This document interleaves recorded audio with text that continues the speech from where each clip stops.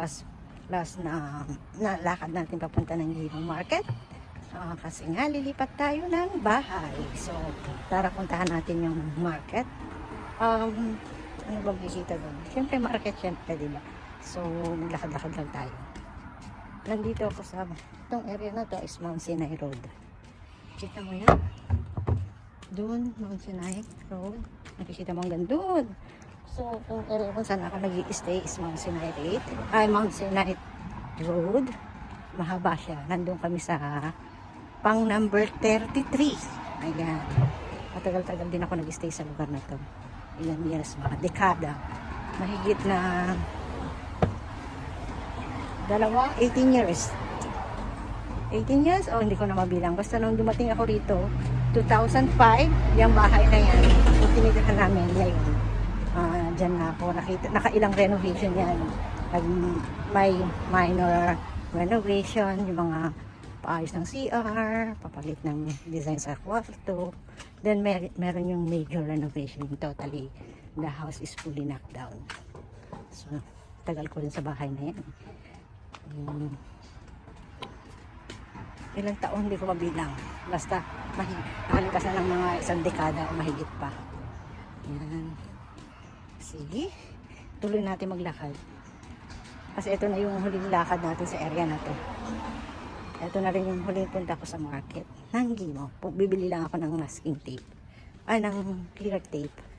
Then, kain na rin tayo kasi dito. Last Sunday na natin dito eh. Hindi na ako lumabas ngayon kasi malapit na kaming lumipat. Napag-isip-isipin na nila amo na ibenta kasi yung bahay kasi nga sobrang laki. Parang hindi masabi malaki guys, 3 story siya. As in, ilan ang CR? 3 sa taas, 2 sa taas, sa second floor, yung 3 sa third floor, 2 sa second floor, 1 sa first floor. So ilan yun? 3, 5, 6. Tapos ang kwarto sa taas is 4. Then 2 dito sa second floor, 1 sa first floor. Tapos may maluwang kitchen at back end clean kitchen. One more time i-tour ko kayo doon. Hindi ko pa pala na-video ko na yung ibang part ng bahay pero hindi ko pa na-video yung kwarto ko kasi sobrang gulo. Bali i-video ko yan bago ako umalis. Yung study room empty na, hindi ko na na-video kasi ang daming kalat before kaya hindi ko na-video. So i-video natin.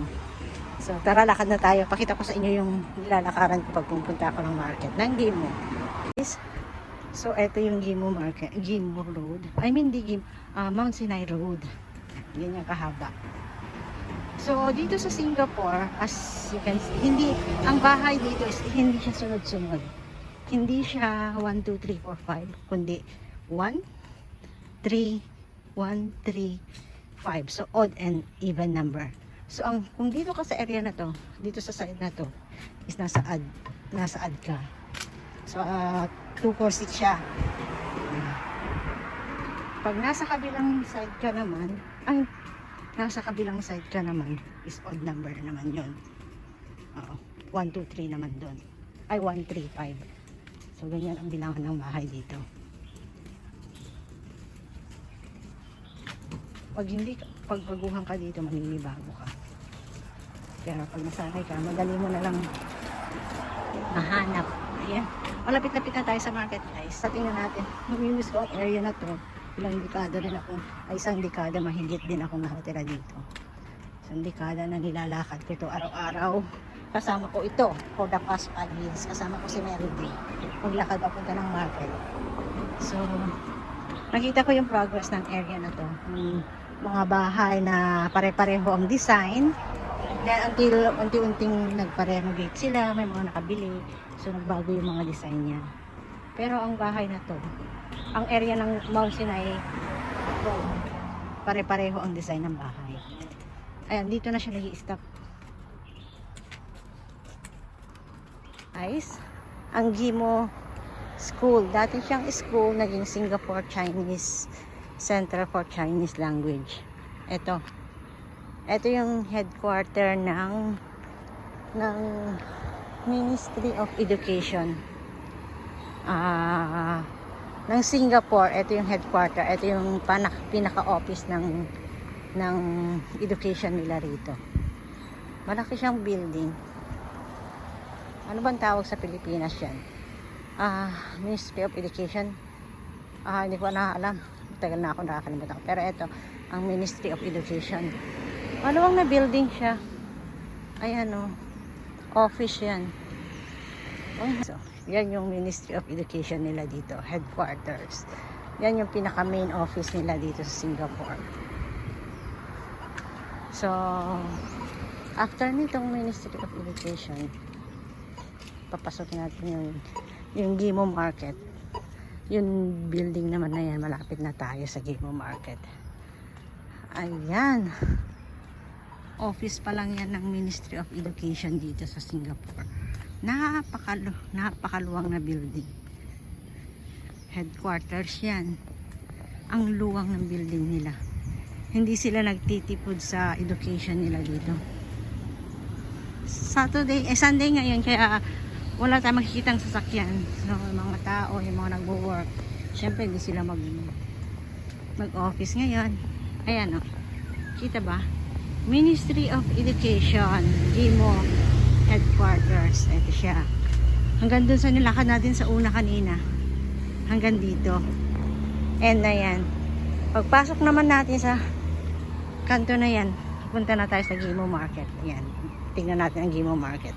Dito na tayo sa Gimo Market. Ayan. Ayan. Gimo, ano ba yan? Market and Food Center siya. Ay, mali na yung pinasok ko. So, eto na yung last na lakad ko rito sa Gimo Market. Pakita ko lang sa inyo yung sa paligid niya kasi I think I remember I took a video really inside the market. So, we just do it outside one more time. Ang Gimo Market. So, kita nyo naman ang market nila rito. Dito, market and food court. So, dito sa loob niyan, market na yan, andun ang food court. Andyan ang mga kainan. So, then sa gilid nito, may mga market din. Then, nandito may supermarket din sa banda ron.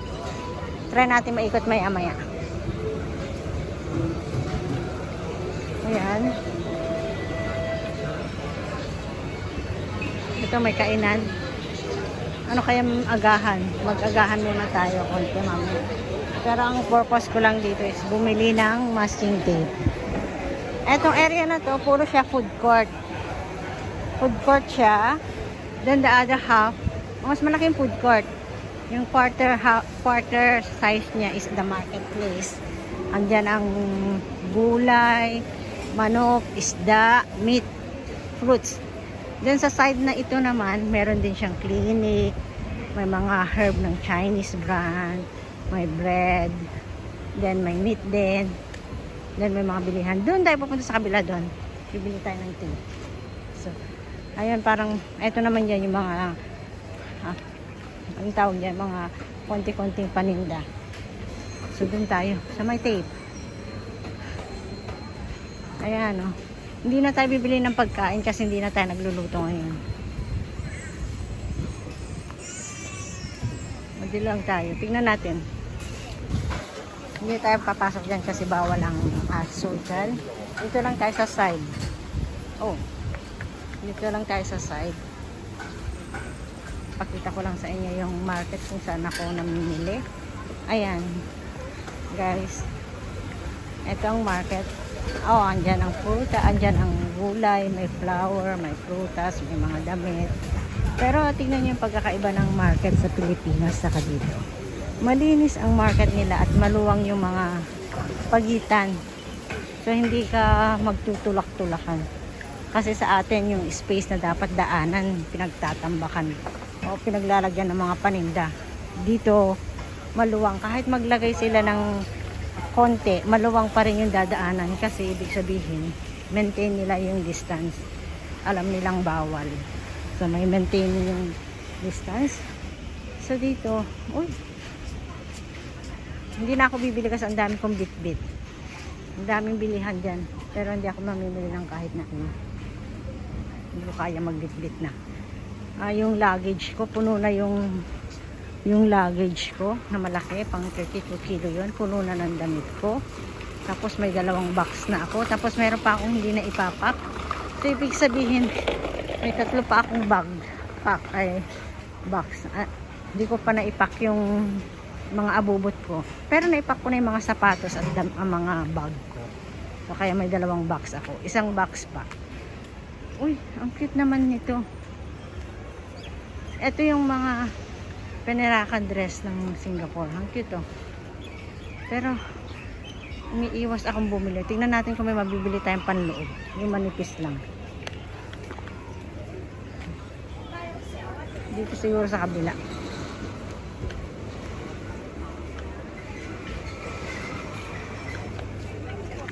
Sabing bargain. Pag gusto nilang tinda, sinasabi nilang offer. So, bibili lang ako ng breakfast. Gusto kong kumain ng yung palagi kong breakfast na kinakain dito. Anong tawag dyan? Vegetarian bihon. Ang dami naman pila. Saan ko ba itatali si Melody? Pipila ako doon, oh. Naku, oh, may dadagdag pa. Nakatakot sila. Ay tayo Melody breakfast. Tapos bibili lang tayo ng pansit. Kumain na tayo dito. Pauwi na tayo. Pero may kumakanta si Uncle. Saglit lang kasi baka makapiright tayo. So, yung mga kumakanta na yon, meron siyang permit sila, hindi sila basta-basta pwede tapos marami mga cyclists dito. Yung may mga bike nila. Makikita mo talaga kung paano well-trained ang mga tao. Ang paninigarilyo, may isang lugar kung pwede ka manigarilyo. So, bicycle, meron isang lugar din. Ang playground para sa mga bata. Sa market, dapat laging may playground. Kasi minsan, lalo ng pag may food court. Yan. So, kakain muna tayo bago tayo uwi. Papakita ko sa inyo yung paborito kong kinakain dito sa market ng Singapore. Dito sa Ghim Moh Market. Tinatawag siyang vegetarian bihon. I-open natin maya-maya. Order ko, vegetarian bihon. Ito yung palagi kong kinakain dito pag napapadaan ako. So, hanggang sa muli. Ayan, may aso dun. Ito yung pagkain ko. So guys, ito yung chopstick. Kain na natin. Kain tayo. Naku, bayaan mo na yung eye bag. Morning yan. Umaga, wala tayong makeup. Kasi bahay lang naman tayo. Hindi uso ang makeup pag pupunta ng market. Wala tayo sa Pilipinas na pag pupunta ka ng market, kailangan nakaayos ka. Dito sa Singapore, hindi uso yan. Kain tayo. Baka hindi ko alam kung kailan makakapunta dito. O baka hindi na. Kasi medyo malaylay ng konti. So, lilipatan namin.